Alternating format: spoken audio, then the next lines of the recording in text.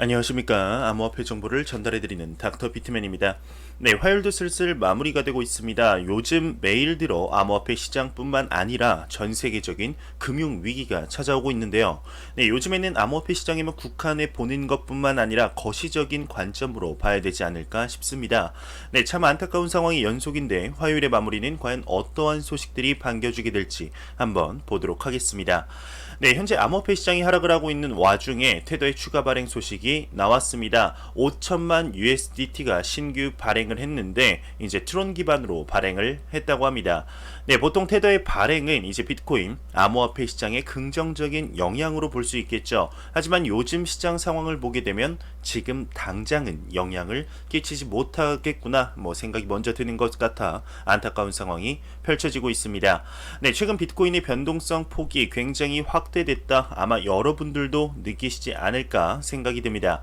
네, 5분 동안 5% 올랐다가 다시 5분 동안 2% 내렸다가 하고 있는데, 네, 암호화폐 시장에 있으면서 이렇게까지 변동성이 극대화된 적이 있었나 생각을 해보게 되는 시기인 것 같습니다. 네, 이에 관한 내용이 나왔는데 한번 보도록 하겠습니다. 네, 한 분석가는 비트코인의 실현 변동성이 3년 만에 최고치를 경신했다 언급을 했습니다. 네, 지난 한 주는 비트코인에 대한 기록책 측면에서 극도로 사건이 많았었죠. 네, 변동성도 예외는 아니었습니다. 네, 실현 변동성이란 이제 과거 특정 시간 동안 상승 및 하락 방향 모두에서 얼마나 가격 변동이 있었는지를 규모를 보여주는 지표인데, 네, 비트코인의 경우 최근 일주일 사이 이 실현 변동성이 급증을 했다 이야기를 하고 있습니다. 네, 암호화폐 파생 상품 시장 통계를 다루는 스큐팀은 비트코인이 이제 3년 동안 이러한 변동성을 보인 적이 없었다 발표를 하고 있는데요. 네, 비트코인의 변동성이 2017년 수준을 넘어 3년 만에 치솟았다 이야기를 하고 있습니다. 네, 현재 화면에서 보이는 이 스큐의 트위터 그래프 사진을 보게 되면 정말 말도 안 되는 변동성을 보여주고 있죠. 여태까지는 찾아볼 수 없었던 변동성입니다. 네, 현재 수치는 2017년 7월 심지어 암호화폐 시장의 대상승장이 찾아왔었고, 그리고 많은 투자자분들이 유입이 되었었던 2017년 12월 대상승장의 변동성을 큰 폭으로 상회하는 것으로 현재 보이고 있습니다. 네, 이러한 상상을 초월하는 변동성은 파생 상품과 현물 거래소에 대한 엄청난 매도가 있은 후 시장 공황과 유동성 부족에 의해 설명될 수 있다고 하는데, 네, 현재 이제 전문가들 사이에서는 이 상황이 아직 바닥이 아니다, 밑바닥이 아니다 하는 의견도 나오고 있습니다. 네, 극도의 시장의 공포감 속에서 이제 비트코인의 가격이 주식과 금과 같은 일어나고 있는 것과 매우 비슷한 상관관계를 보여주고 있다 이야기를 하고 있네요. 네, 최근 그리고 이제 연준의 금리 인하 조치와 유동성 투입에도 암호화폐 시장이 반등하지 않고 있는데, 네, 이 사실이 비트코인 보유자들에게 이제 시장이 약세를 보일 수 있음을 시사한다고 하는데요. 네, 현재 비트코인뿐만 아니라 전 세계적으로 하락을 하고 있죠. 네, 오늘 새벽에는 유럽 증시가 갑자기 무너지는 일이 발생을 했었습니다. 네, 이처럼 지금 비트코인의 변동성이 확대되고 전 세계적인 금융 위기가 찾아오는 것 같은 모습이 보이고 있는데, 네, 현재 비트코인뿐만 아니라 거시적인 안목으로 한번 봐야 한다 말씀을 드렸었죠. 네, 오늘 같은 경우는 미국 뉴욕 증권거래소가 다시 한번 마비가 되었습니다. 더 이상 미 증시는 손쓸 방법이 없다고 하는데 한번 보도록 하겠습니다. 네, 손쓸 방법이 없다. 미 증시 흑역사라고 합니다. 16일 또 서킷 브레이커가 발동을 하면서 일주일째 벌써 세 번째라고 합니다. 네, 미국 뉴욕 증권거래소가 다시 한번 마비가 되었습니다. 거래를 시작하자마자 S&P 500 지수는 7% 넘게 추락을 하면서 다시 한번 서킷 브레이커가 이렇게 발동이 되었는데요. 네, 이는 지난주 9일과 이제 12일에 이어 일주일여 시간 동안 무려 세 번째라고 합니다.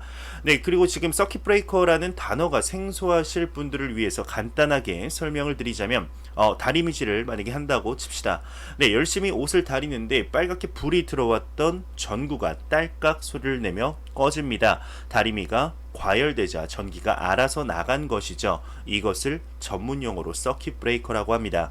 이 서킷 브레이커는 회로가 과열되어 불이 나는 것을 막기 위해 과학자들이 개발을 한 것이죠. 이 주식 시장에서도 서킷 브레이커가 있는데요. 네, 주식 시장이 폭락을 하게 되면 서킷 브레이커가 발동이 됩니다. 일단 서킷 브레이커가 발동이 되면 주식시장이 올스톱이 되면서 얼음이 되는 것이죠. 네, 주식뿐 아니라 선물 옵션 거래도 20분간 얼음이 되는 것인데, 이 얼음이 되었던 주식시장은 20분 후에 자동적으로 얼음땡이 선언이 되면서 정상적으로 매매가 이루어지게 됩니다. 네, 다시 본론으로 들어오자면 15분간 서킷 브레이커가 발동 이후 거래가 재개되자마자 이번에는 S&P 500 지수가 11%선 폭락을 했습니다. 네, 여파로 다우존스가 또다시 수직 낙하하면 이제 2단계 서킷 브레이커가 발동되는 것이 아니냐는 시장의 불안감이 나왔는데요. 네, 여기서 이제 1단계는 8% 이상 급락 시 발동이 되고 2단계는 15% 이상 급락 시 발동을 하게 됩니다. 네, 3단계는 20% 이상 급락 시 발동을 하게 되는데, 이제 3단계가 발동될 시 당일장이 종료가 되게 되는 거죠. 네, 일요일인 15일 미국 중앙은행인 연방준비제도가 이제 기준금리를 1%포인트나 기습 인하하면서 2008년 금융위기 때와 같은 사상 최저금리를 발표하는 등 안간힘을 썼지만 오히려 시장에서는 상황이 그만큼 안 좋다라는 시그널로 해석된 결과죠. 네, 금리 인하를 단행하면서 비트코인 시장은 단기 상승을 보여주었지만 다시금 내뱉는 결과가 나왔었고, 원달러 환율은 조금의 안정세를 보였지만 유럽 시장의 경우 다시 와르르 무너지는 결과가 펼쳐졌습니다. 네, 이 밖에도 현재 애플이나 이제 뱅크 오브 아메리카도 이제 장 초반 17%입니다.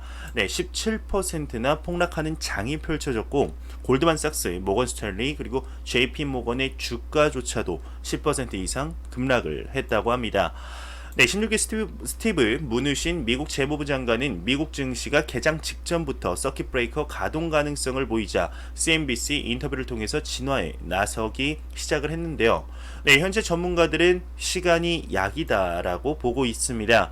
네, 이들은 연준 등 각국 중앙은행의 기습픽 스템 인하와 이제 대규모 양적 완화에 대해 백약이 무효하다라는 의견을 내고 있는 상황입니다.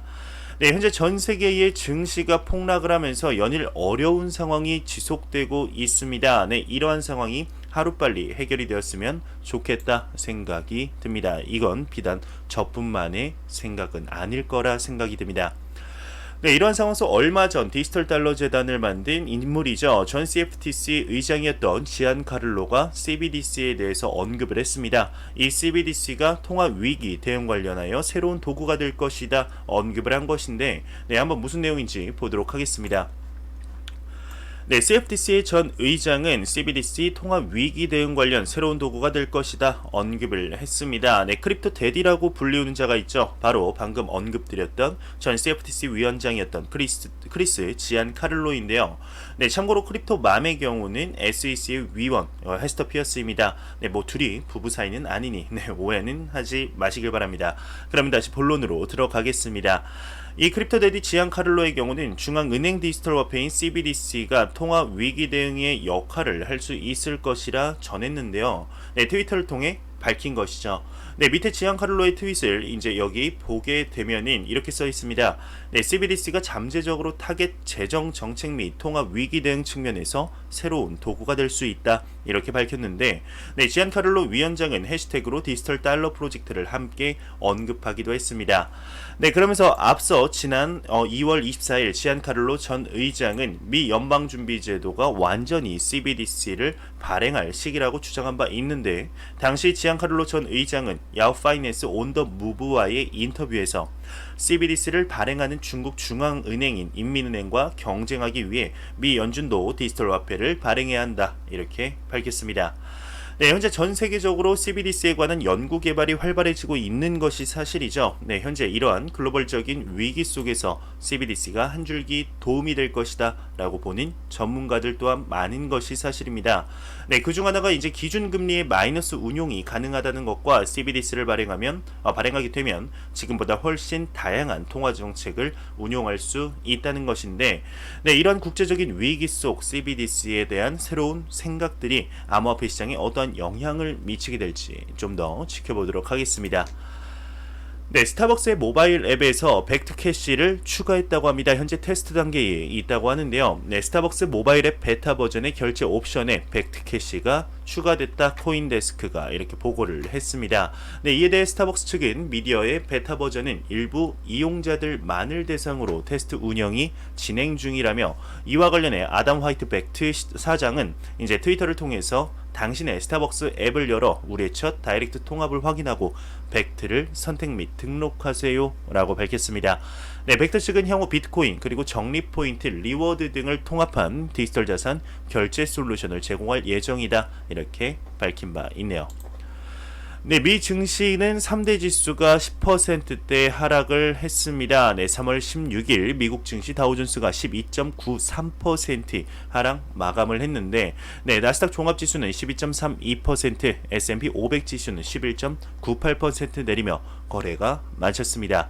미 증시 블록체인 테마주는 평균 10.84% 하락을 했다고 하네요.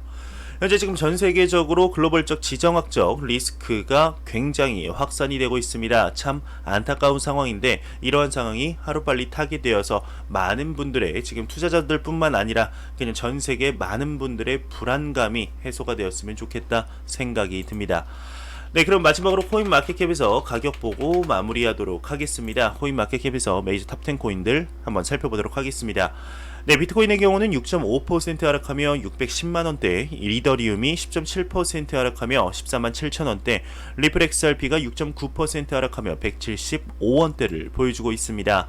네, 시가총액 4위의 테더의 경우는 0.47% 상승이죠. 사실 가치가 고정되어 있기 때문에 여기서 왔다 갔다 조금씩 할 겁니다.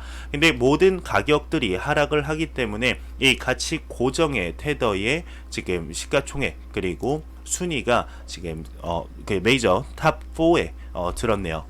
네, 비트코인 도미넌스 같은 경우는 64.2%로 전 영상 대비 한 0.1% 상승을 한 매우 높은, 매우 강력한 암호화폐의 비트코인 시가총액 점유율을 볼 수가 있겠습니다.